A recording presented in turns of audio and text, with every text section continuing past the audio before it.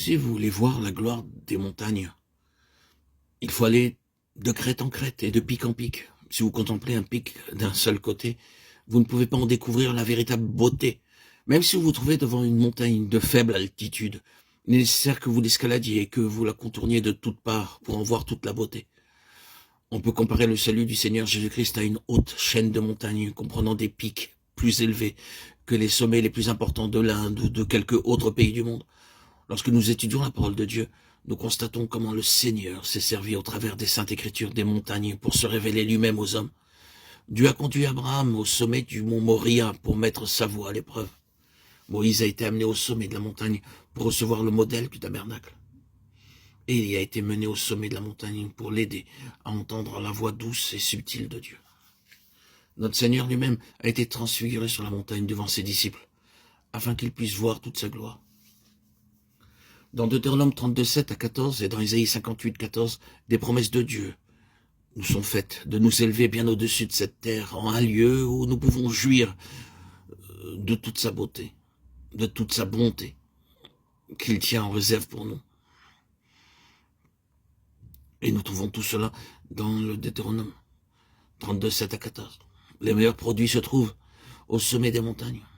Les meilleurs arbres et les meilleurs fruits, et même le meilleur café, le meilleur thé poussent sur les cimes des montagnes. Ils ne prospéreront pas dans la plaine. Chaque fois que vous buvez une tasse de café ou de thé, souvenez-vous des hautes montagnes et remerciez-en le Seigneur. C'est à cause des montagnes que les rivières coulent de façon continue, car c'est la fonte des neiges qui remplit l'eau des rivières. Sans montagne, pas de rivière, et la terre serait stérile. Les montagnes évoquent l'abondance que Dieu dispense librement à l'humanité.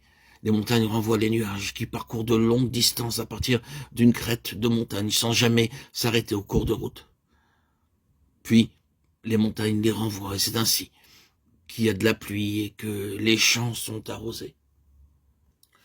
Le meilleur miel, comme celui du Cachemire, vient des rochers élevés.